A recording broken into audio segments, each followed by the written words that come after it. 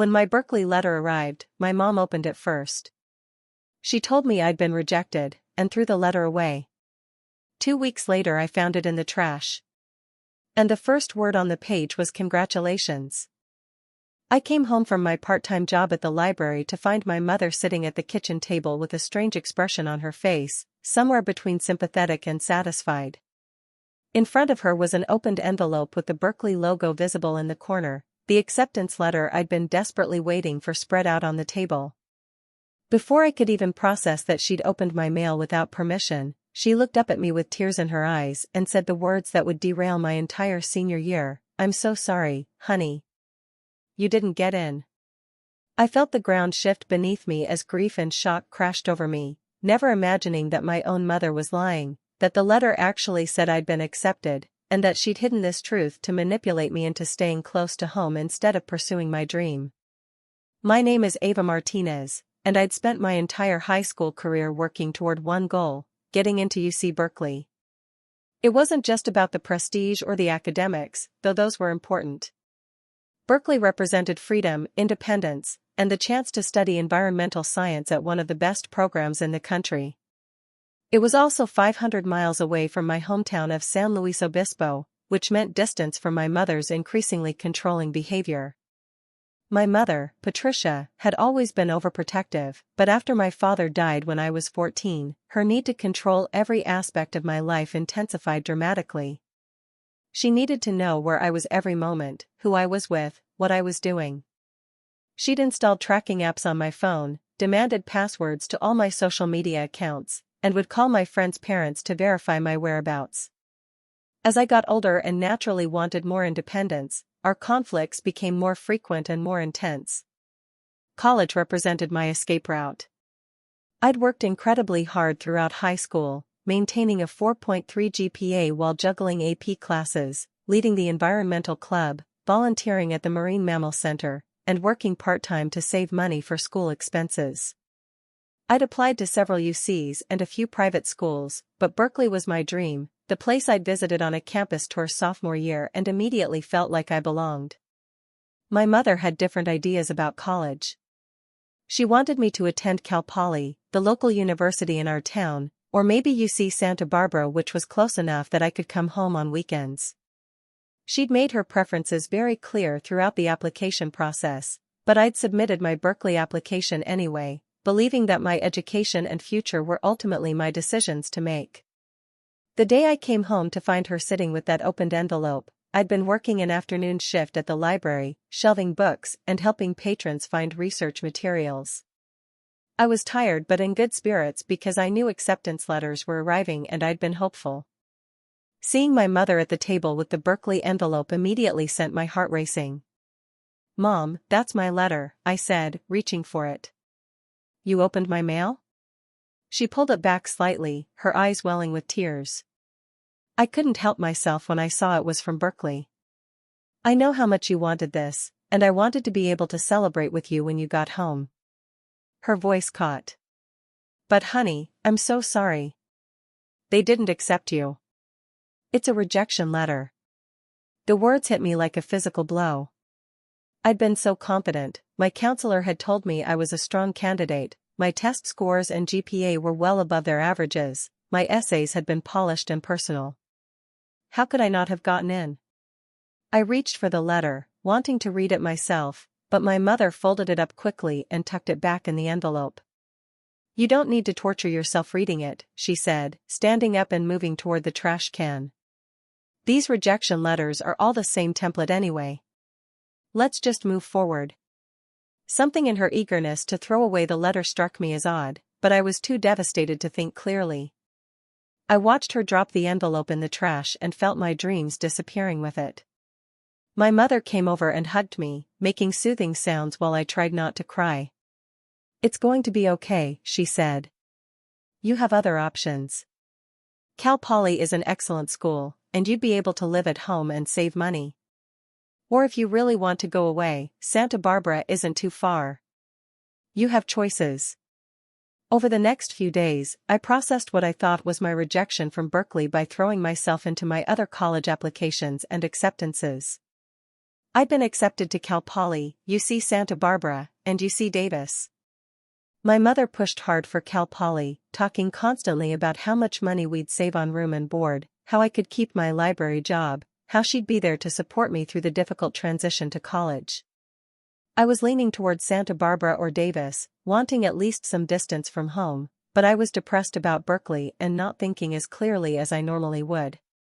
My mother sensed my vulnerability and used it, scheduling tours at Cal Poly, introducing me to professors in their environmental science program, and constantly emphasizing how much she needed me nearby. About 2 weeks after the supposed rejection letter, my best friend Mara came over to study for our AP Environmental Science exam. We were in my room with textbooks spread across the bed when Mara asked casually if I'd heard back from Berkeley yet. I told her I had, that I'd been rejected. Her face registered genuine shock. "That's so weird," she said. "Because I saw on the acceptance portal that you were admitted." I was checking mine obsessively and I clicked on the admitted students page, and your name was on the list of environmental science admits. My stomach dropped. "What are you talking about?" "I got a rejection letter." Mara pulled out her phone and logged into the Berkeley admissions portal. She navigated to a page that listed newly admitted students who'd opted to share their information publicly, and there was my name, Ava Martinez, Environmental Science, College of Natural Resources. I stared at the screen, my mind trying to process what I was seeing. "This has to be a mistake," I said. "My mom showed me the rejection letter." Mara looked at me strangely. "Did you actually read the letter yourself, or did she just tell you what it said?" The question made me replay that day in my mind. My mother had been holding the letter, had told me it was a rejection, had folded it up and thrown it away before I could read it myself. I'd never actually seen the words on the page. A cold realization was creeping over me, but it seemed too horrible to believe. My own mother wouldn't lie about something this important, would she? But even as I tried to dismiss the thought, I knew in my gut that something was very wrong. I looked at Mara and said I needed to check something. I went downstairs to the kitchen where the trash can sat under the sink. My mother was out running errands, so I had the house to myself. I pulled out the trash bag and started digging through coffee grounds and food waste, searching for that Berkeley envelope. It took me 10 minutes of increasingly frantic searching before I found it, crumpled and stained, at the bottom of the bag. With shaking hands, I opened the envelope and pulled out the letter. The very first line read, "Congratulations. It is with great pleasure that we offer you admission to the University of California, Berkeley." I read those words over and over, tears streaming down my face. I'd been accepted. I'd gotten into my dream school. And my mother had lied directly to my face about it. The betrayal was so profound I couldn't immediately process it. I sat on the kitchen floor holding that stained letter while Mara stood nearby looking horrified. She asked what I was going to do, and I didn't have an answer. All I could think about was my mother looking me in the eyes and telling me I'd been rejected, watching me cry about it, and using my supposed failure to push me towards staying home. When my mother came home an hour later, I was still sitting at the kitchen table with the acceptance letter spread out in front of me. She walked in with grocery bags, saw what I was holding, and her face went completely white. "Ava, I can explain," she started, setting down the groceries. "You lied to me," I said, my voice shaking with anger. "You opened my acceptance letter, told me I was rejected, and threw away the proof so I wouldn't find out the truth. How could you do that?" My mother's expression shifted from shock to defensiveness. "I did it for you, for us. Berkeley is too far away, and you're not ready for that kind of independence. I'm protecting you from making a mistake that will hurt your future." "Protecting me?" "You lied about one of the most important things in my life. You tried to steal my future because you can't handle me leaving." "You don't understand," she said, her voice rising. "After your father died, you're all I have left. I can't lose you too. Berkeley is too far, and you're too young to understand what you'd be giving up by leaving everything familiar behind." "I'm 18 years old," I shouted. "I'm an adult, and this was my decision to make, not yours. You had no right to open my mail, and you definitely had no right to lie about what it said. The argument escalated, with my mother insisting she'd done the right thing and me demanding to know what other parts of my life she'd been manipulating without my knowledge. Eventually, I went to my room and called my Aunt Elena, my mother's younger sister who lived about an hour away. Aunt Elena had always been more reasonable than my mother, and I knew she'd be honest with me. When I explained what had happened, there was a long silence on the phone. Then she said, "Your mother called me about a week ago saying you'd been rejected from Berkeley and asking if I'd help convince you to stay local for college." I thought something seemed off about the timing, but I didn't imagine she'd actually lied about an acceptance. Elena said she'd come over that evening to talk to both of us. She arrived around 7, and the three of us sat in the living room for one of the most difficult conversations of my life. Elena told my mother point blank that what she'd done was unacceptable, that lying to and manipulating your child out of fear was abuse, and that she needed to recognize how severely she'd damaged my trust. My mother cried and tried to justify her actions, but Elena didn't let her deflect responsibility. She told my mother that grief and fear didn't excuse lying and controlling behavior, and that if she didn't get help dealing with her inability to let me grow up and leave, she was going to permanently destroy our relationship. I told my mother that I was going to accept my offer from Berkeley, that I was going to move 500 miles away, and that she needed to decide whether she could support that decision or whether she was going to continue trying to control me. She cried harder and said I was abandoning her, that I was being selfish and ungrateful. Elena told her she was being manipulative and that emotional blackmail wasn't going to work. The next few weeks were incredibly tense. My mother and I barely spoke beyond necessary logistics. I reached out to Berkeley admissions to explain the delay in my response to their acceptance offer, and fortunately I was still within the deadline to accept. I submitted my intent to enroll, paid my deposit, and started making arrangements for housing and orientation. My mother went through stages: anger that I was choosing Berkeley over her, attempts at bargaining where she offered to pay for a car or more money for expenses if I'd choose Santa Barbara instead, depression where she barely got out of bed, and finally what seemed like grudging acceptance. But throughout all of it, she never genuinely apologized for lying. She maintained that she'd been trying to protect me, that I'd understand when I was older, that I was making a mistake I'd regret. I moved through the rest of senior year in a strange state of emotional disconnect from my mother. I attended prom, graduated with honors, and prepared for college while living in the same house as someone who'd fundamentally betrayed my trust. My friends knew what had happened and were supportive. Mara's parents even offered to let me stay with them if things got too difficult at home, though I declined. The most surreal part was watching my mother put on a performance for extended family and her friends. At my graduation party, she acted like the proud mother, taking photos and accepting congratulations on my Berkeley acceptance. People who didn't know the truth thought we were a loving mother-daughter pair celebrating this achievement together. Only Elena, Mara, and I knew the reality of what my mother had done. As summer progressed and my move-in date approached, my mother made some half-hearted attempts to repair our relationship. She'd make my favorite dinners or suggest mother-daughter activities. But every interaction felt tainted by the lie she'd told and her refusal to genuinely acknowledge how wrong she'd been. She wanted forgiveness without accountability, wanted me to just move past it so things could go back to normal. I couldn't do that. The person I'd thought my mother was, someone who had my best interests at heart even if she was overprotective, had been revealed as someone willing to sabotage my future to serve her own emotional needs. That realization changed everything. The day I left for Berkeley, my mother helped me pack the car with a strained cheerfulness that felt performative. She kept making comments about how she'd visit often, how I should call every day, how I could always come home if it was too hard. I responded minimally, focused on getting everything loaded and getting on the road.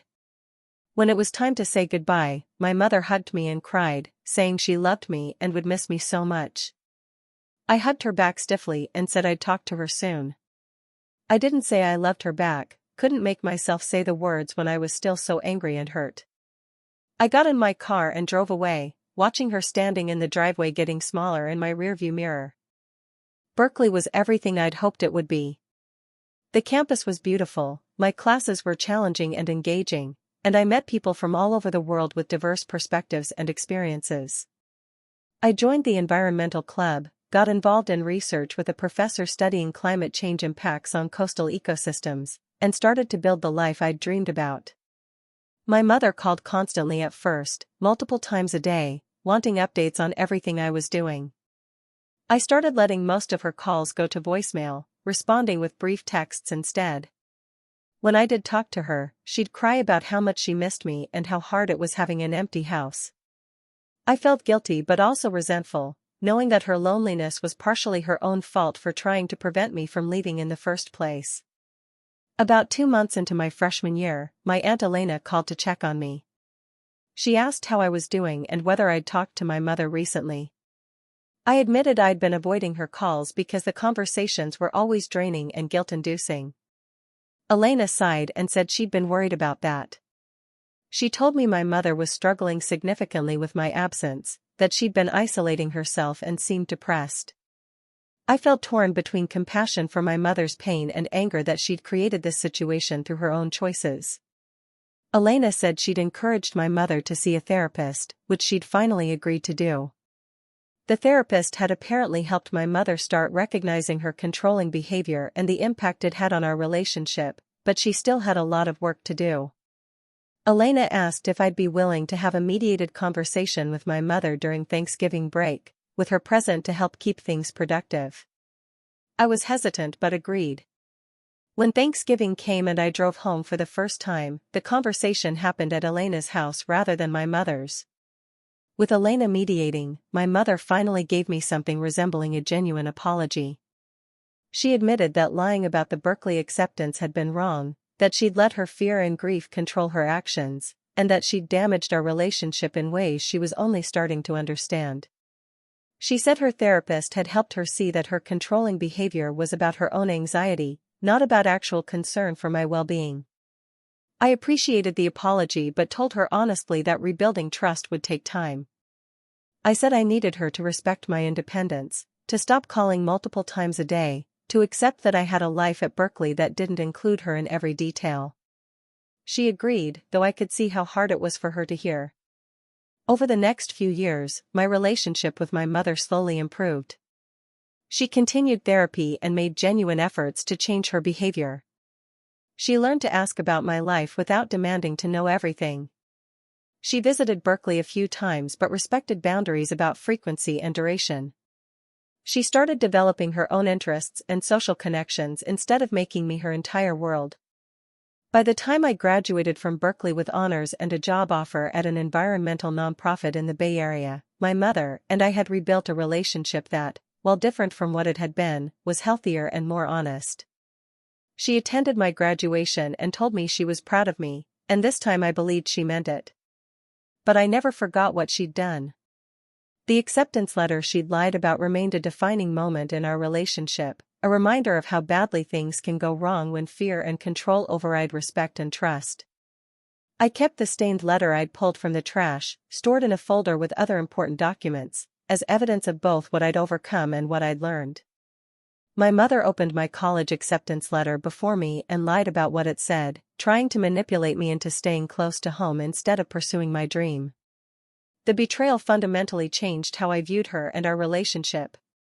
But it also taught me important lessons about boundaries, about trusting my own instincts, and about the importance of fighting for my own future even when people I love try to control it. Would I have preferred to never experience that betrayal, to have a mother who supported my dreams unconditionally?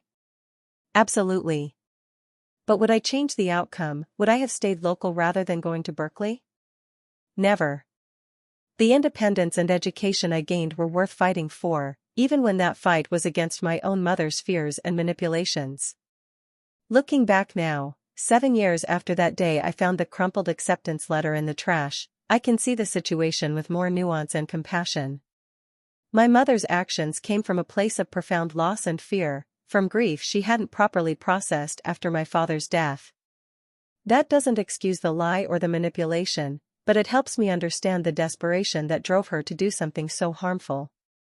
We have a relationship now that works for both of us, built on clearer boundaries and more honest communication. She's learned to let me live my own life, and I've learned to have compassion for her struggles while still protecting myself from her controlling tendencies. It's not the mother-daughter relationship either of us might have imagined, but it's real and it's ours. The acceptance letter incident taught me that love and control are not the same thing, that people can hurt you deeply while claiming to act in your best interest, and that sometimes the people who should support your dreams are the ones who need convincing that you're capable of achieving them. Those lessons have served me well in all areas of my life, helping me recognize manipulation, stand up for myself, and trust my own judgment even when others doubt me. My mother tried to steal my future by lying about my college acceptance, but she failed. I found the truth, fought for my dreams, and built the life I wanted despite her interference. And while the betrayal left scars, it also made me stronger, more independent, and more certain of my ability to navigate obstacles and advocate for myself. In that sense, her worst moment as a parent inadvertently became one of my most important growing experiences, forcing me to choose myself and my future even when that choice came at the cost of temporary family harmony.